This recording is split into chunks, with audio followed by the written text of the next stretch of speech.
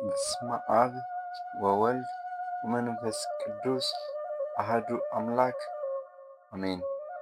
እንደ አምላክ በሚሆን በአብና በወልድ በመንፈስ ቅዱስ ስም አምነን አዋጅ ነጋሪ ንስሐን የሰበከ የልዑል አምላካችን የኢየሱስ ክርስቶስ ነቢይና ሰማዕት የሚሆን የቅዱስ ዮሐንስን በወርኃ ሚያዝያ የሚነበብ ነገረ ገድሉን ረድኤተ እግዚአብሔርን አጋዥ በማድረግ እንጀምራለን። መጥምቀ መለኮት ቅዱስ ዮሐንስ ጸሎቱና በረከቱ ከሁላችን ሕዝበ ክርስቲያን ጋር ይሁን ለዘላለሙ አሜን። እንግዲህስ ወደ ቀደመው ነገር እንመለስ። ስለ መጥምቅ ቅዱስ ዮሐንስ ቅድስት ራስም እንናገር። ጌታችን መድኃኒታችን ኢየሱስ ክርስቶስ በቤተልሔም በተወለደ ጊዜ አስቀድመን በወርኃ መስከረም እንደነገርናችሁ ቀዳማዊ ሄሮድስ በቤተልሔምና በዙሪያዋ የነበሩ ሕፃናትን አስፈጀ። እንጊዜም ቅድስት ኤልሳቤጥ የተባረከ ቅዱስ ልጇ ዮሐንስን ይዛ ወደ በረሃ ሸሸች። ወደ ኋላም አልተመለሰችም። ወደ ዚፋታ ገዳም በደረሰች ጊዜም የሄሮድስ ወታደሮች እንዳይደርሱባት ፈራች። በበረሃው መሃል ከታላቅ ዓለት አጠገብ ቆማም አንቺ የእግዚአብሔር ደብር የምትሆኝ ዓለት ሆይ ከልጄ ከቅዱስ ዮሐንስ ጋር ተቀበይኝ ስትል ጮኸች። ያን ጊዜም ዓለቷ ተሰንጥቃ ሰፊ አዳራሽ ሆነች። በውስጧም ኖሩ።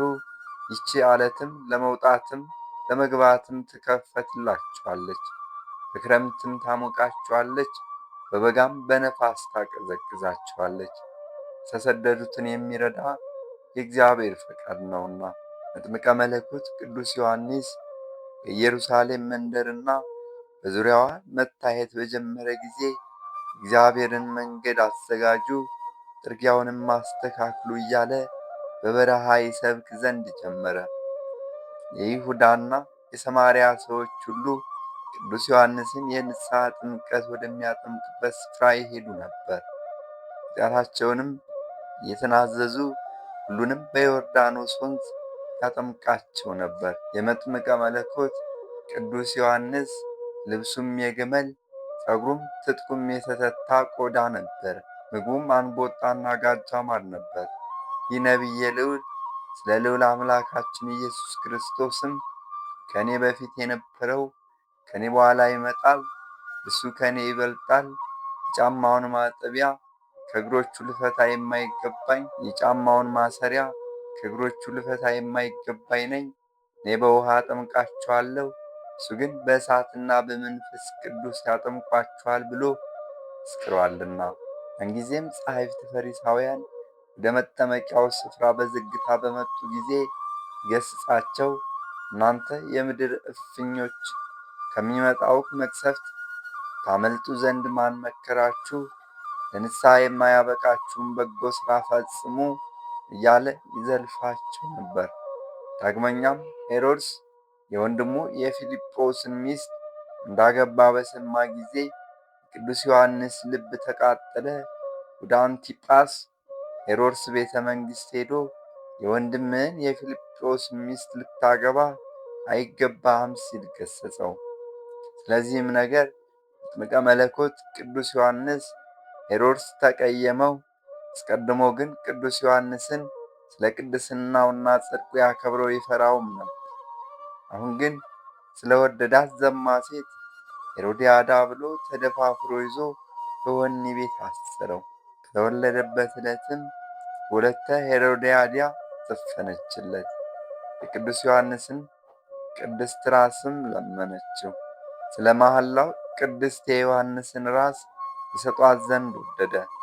በእግዚአብሔርና በሰው ዘንድ የከበረ የዋህ ነቢይ ዮሐንስ ከሚያስገድል ለሄሮድስስ መሐላውን ቢተው በተሻለው ነበር።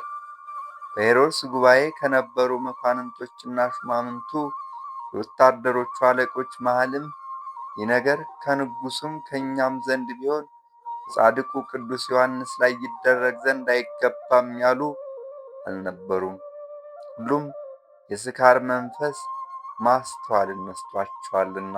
ይቺ ሄሮድያዳም ቅዱስ ዮሐንስን ራስ ዓይኖች ተገልጠው መልኩም ሕያው ሆኖ ፊቱም እንደ ፀሐይ ሲያበራ ባየች ጊዜ ስልጣን ያለው ንጉሡን ያልፈሩ እነኚህን ዓይኖች እንግዲህስ እኔ በእጄ አጠፋቸዋለሁ።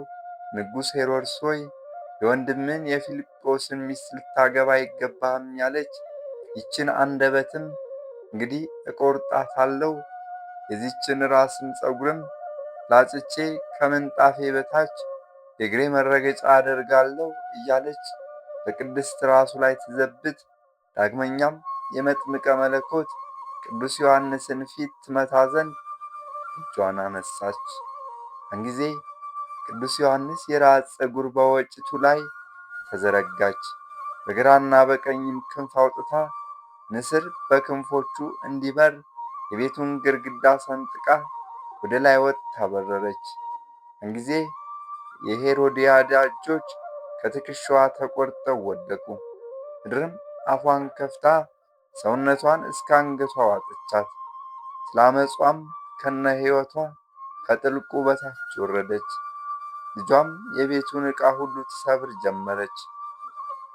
ከወታደሮቹም አንዱ የሄሮድያዳን የተቆረጡና የተኮማተሩ እጆች ይዞ እያለቀሰ በተቀመጡት ሁሉ መሃል ወደ ንጉሥ ሄሮድስ ቀረበ። ሄሮድስም ምን ሆነሃል? ምንስ ያስለቅስሃል? አለው። ወታደሩም ወዮልን፣ ወዮታ ይገባናል፣ ወደ ቤታችን የነቢዩ ቅዱስ ዮሐንስን ራስ አግብተናል በማለት ሄሮድያዳ እንዴት እንደሆነች ነገረው። ንጉሡ ግን አላመነውም። ወታደሩም ከትከሻው የተቆረጡ እጆቿን አውጥቶ በቀይ ሐር ከወርቅ ቀለበቶች ጋር ያጌጡ ጣቶቿን አሳየው። በእጆቿም ላይ የወርቅና የብር አምባር ነበር። ያን ጊዜም እርጉም ንጉሥ ሄሮድስ በታላቅ ውርደትና እፍረት ከዙፋኑ ተነስቶ ወደ ሄሮድያዳ ቤት ሄደ።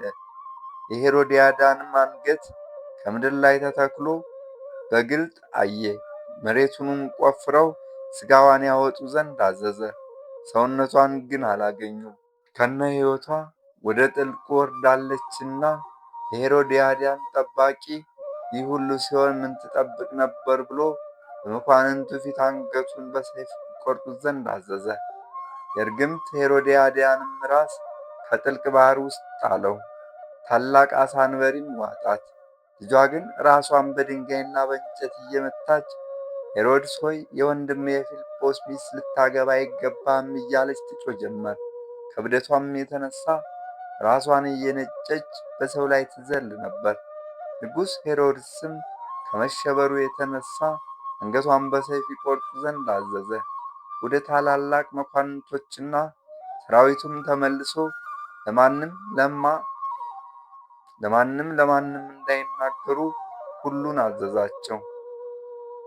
ነገር ግን ርግብትና የረከሰች የሄሮድያዳ ነገር ለሰው ሁሉ ፈጥኖ ተጋለጠ፣ ታወቀ። የሚያስጸይፍ መዓዛዋም እጅግ ሸተተ። የከበራችሁ ወንድሞቼ ሆይ እቺ ታላቅ የከበረች ቅድስት የዮሐንስ ራስ በወርኃ የካቲት 30 ቀን ማስተማሯን ጨርሳ አርፋ ከተገለጠችበት በኋላ በዚህ በወርኃ ሚያዝያ 15 ቀን በነቢየ ኤልሳዕ መቃብር ከተቀበረ ቅዱስና ክቡር ሥጋው ጋር አንድነት ይህች ቅድስት ራስ የተገኘችበት ወር ናትና በነቢየ ልዑል መጥምቀ ቅዱስ ዮሐንስ ቅድስት ኃይል ለጸሎቱ የምዕመናን የእኛን ከጥልቅ የኃጢአት ጉድጓድ ከበደልም ባሕር ያወጣን ዘንድ ከፈተና የሚሰውር መጠጊያ ይሁነን ለዘላለሙ አሜን። ጸሎቱና በረከቱ ለዘላለሙ ከሁላችን ከወዳጆቹ ሕዝበ ክርስቲያን ጋር ይሁንና የእግዚአብሔርን ጎዳና የሚያዘጋጅ ነቢየ ልዑል መጥምቀ መለኮት ቅዱስ ዮሐንስ ያደረገው ተአምር ይህ ነው። ስሟ ሂሩና የተባለች አንዲት ሴት ነበረች።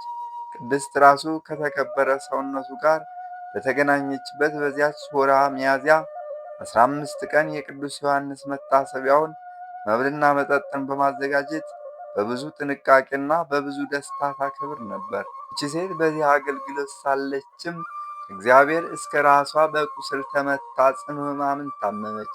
ቁስለ ሥጋዋም በመሽተቱ ባሄድም ቢሆን ዘመድ ጌታችን መድኃኒታችን ኢየሱስ ክርስቶስ በቅዱስ ወንጌል እንደነገረን እንደ ሳምራዊው ሰው ከሚረዳት ከአንድ ፈራሄ እግዚአብሔር ደግ ካህን በቀር የሚቀርባት አልነበረም። ሊካንም ከሰው ተሸሽጎ ችግረኞችንና ድሆችን ይልቁንም ፈጽሞ መጠጊያ የሌላቸው ዘመድ ያጡትን ይጎበኛቸው ነበር። አንዲት ዕለትም በቁስለ ሥጋ ሁለንተናዋ ወደ ተመታው ወደዚህች ሴት መጣ። እንደ ልማዱም ወደ እርሷ ገብቶ ሕማሟን ሁሉ ጠየቃት። ጭንቀቷን ሁሉ ካየ በኋላ ወደ ነቢየ ልዑል መጥምቀ መለኮት ቅዱስ ዮሐንስ ደብር ሄደ። ነገር ግን በሄደበት በቅዱስ ዮሐንስ ቤተ ክርስቲያንም አልቆየም። ይልቁንም በአማላጅነቱ በሽተኞችን ፈጥኖ የሚፈውስ የቅዱስ ዮሐንስ ጠበል ይዞ ወደዚያች ሴት ፈጥኖ ተመለሰ። ይህችንም ሴት ከተጣመመችበት ደግፎ አነሳት። በቅዱስ ዮሐንስ የምታምኚ አንቺ ሴት ሆይ በወርኃ ሚያዝያ 15 ቀን በየዓመቱ እርሱን በማመን መታሰቢያውን ታደርጊ ነበርና ጌታችንም በቅዱስ ወንጌል በደቀ መዝሙሬ ስም ቀዝቃዛ ውኃ የሰጠ ዋጋውን እንዳያጣ እውነት እላችኋለሁ ይለናልና እግዚአብሔር ድካምሽን ከንቱ አያደርግም አላት። ይህ ፈራሄ እግዚአብሔር ካህንም ይህንን ብሎ በመጥምቀ መለኮት ቅዱስ ዮሐንስ ጠበል አጠመቃት። 7 ቀን ከተጠመቀች በኋላ ይህች ደግ ሴት ተፈወሰች። ሁለንተናዋም እንደ ቀድሞ ሆነ። በአማላጅነቱ የፈወሳት ቅዱስ ዮሐንስንም አመሰገነች። ነቢየ ልዑል ቅዱስ ዮሐንስ ጸሎትና በረከቱ ከሁላችን ሕዝበ ክርስቲያን ጋር ለዘላለሙ ይሁን አሜን። ስብሐት ለእግዚአብሔር ወለወላዲቱ ድንግል ወለመስቀሉ ክብር። ይቆየን።